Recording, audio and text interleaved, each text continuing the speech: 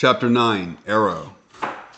It seemed to me that downpours were common. It rained daily on the Hilo side of the island, but thunderstorms were much more rare.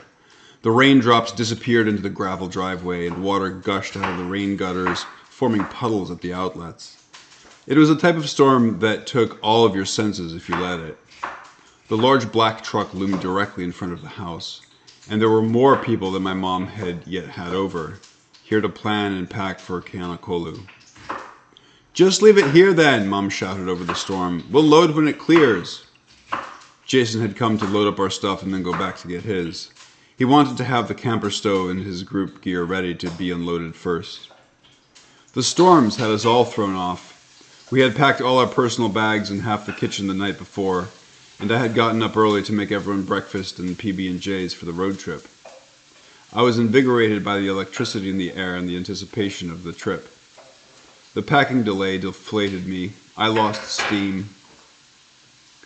"We're never going to make it, Mom. This is the worst day ever."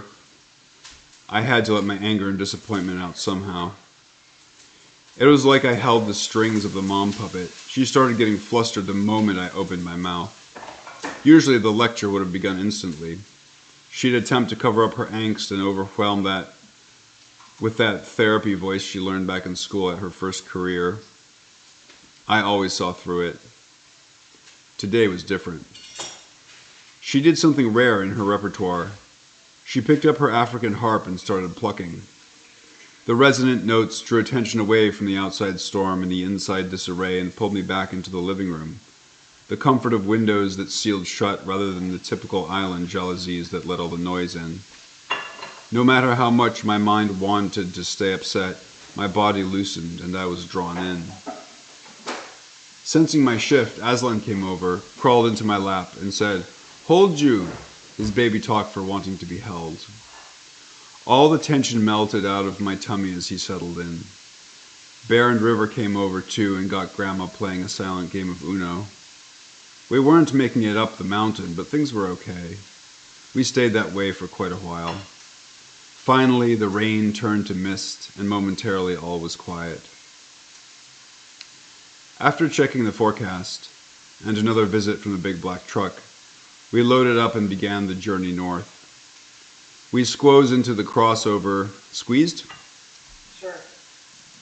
I like squoze. Can we just make that a word already? I get corrected for that one all the time. I don't know why. At a very young age, I was like, squoze. Squoze. I agree with you. I'm going to start saying squoze, and in a year or two, it's going to be in the Oxford English Dictionary as the past tense of to squeeze. So I can just leave it then, because it'll just be accepted by the time that book's... Well, yeah, I'm putting it back. I'm putting it back to squoze. No, we gotta put squeeze. I gotta conform on some degree. Okay. We squeezed into the crossover all-wheel drive Mom had borrowed from a friend, made a quick stop for ice and mail at the post office in Keaotown, and were on our way. Mom had agreed with Uncle to take the quick way there and the scenic way home. We met near Jason's and caravaned up the way most folks visited Mauna Kea. Driving Saddle Road reminded me of the mainland, shrubbery along the highway, far less vegetation than most of the island due to the elevation and cooler temperature. We made it to Waimea in record time, the skies clearing at the top of the mountain and even more as we dropped down into the dry side of the island. Maybe the forecast for mostly clear skies was more accurate than that doubt-causing thunderstorm had us thinking. Aslan needed a stretch break, so we stopped at a park in Waimea. The grass was wet and the mood felt thick from the car ride. Things loosened as River, Jason, and Bear started throwing a football around. "Can I help Aslan feed the ducks?" I asked. "Sure, let me think what we can use," said Mom. Jazzy had an immediate supply of pretzels. "You're welcome to these." "Okay, but not too much, Az. It's actually not good for them," Mom said, her tone coming from actual responsibility to nature, not wanting to knock Jazzy's generous offering. Aslan toddled toward the trickling stream at the edge of the park. Ducks and chickens gathered immediately, even the infamous Hawaii stray cats prowling around. But Lanny wasn't entertained. He wanted to climb the large black rocks near the stream's edge. Leaving the ladies, I followed him, pretzels in hand. The ground was mushy from the rain. I was grateful Mom had suggested we wear our high-top hiking shoes. Aslan, effectively barefoot, shoe removal master, ran circles around the stones, trying to find the best way to climb up. I sat on a large, hard rock and hoisted him up. "Look, Lanny, want to feed the ducks?" I showed him how to break the pretzel and toss it. He took one, straight into his mouth. "Lanny, you gotta break it and toss it," I showed him again. His little hands couldn't create enough torque to make anything but pretzel dust. I laughed. He loved the throwing part, though. Instead of gentle underhand tosses, he filled the stream and the mud with overhand pitches as hard and fast as possible, like Bear throwing the football uphill. The ducks didn't seem to mind. Will you read that again? Sorry. Yeah. "Lanny, you gotta break it and toss it," I showed him again. His little hands couldn't create enough torque to make anything but pretzel dust. I laughed. He loved the throwing part, though. Instead of gentle underhand tosses, he filled the stream and the mud with overhand pitches as hard and fast as possible, like Bear throwing the football uphill. The ducks didn't seem to mind. My gaze drifted to the opposite bank, and I saw footprints, barefoot footprints. Fresh, like Aslan's. I straddled the small stream, gesturing for Aslan to come, so Mom wouldn't scold me for letting him get soaked. Holding the heavy toddler, I rocked back and forth, gaining momentum, and switched both feet to the far bank. It worked, barely, but I landed in a squat with Lanny in my arms. Balancing, I confirmed what I was seeing, the same flipper-width mini footprints we saw in the Jeep. "Bear!" I hollered, interrupting the football game.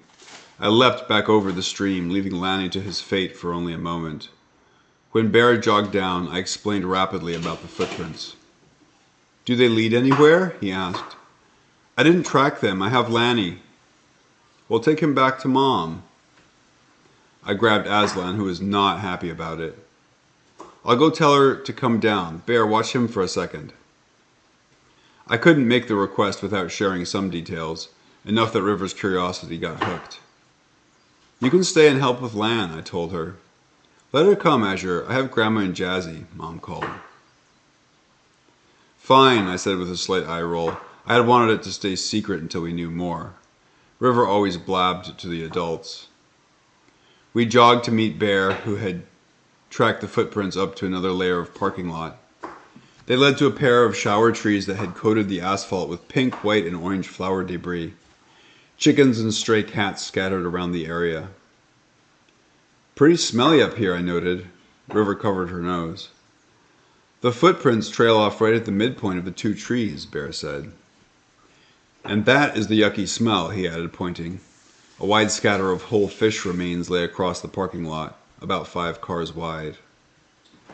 "Mostly fish tails," Bear noted. "I guess the local fishermen come and feed the cats." "Yeah, Menehune fishermen," River called out. I took it all in, but like any good detective, I kept wandering the premises. This is what's crazy," I said, pointing.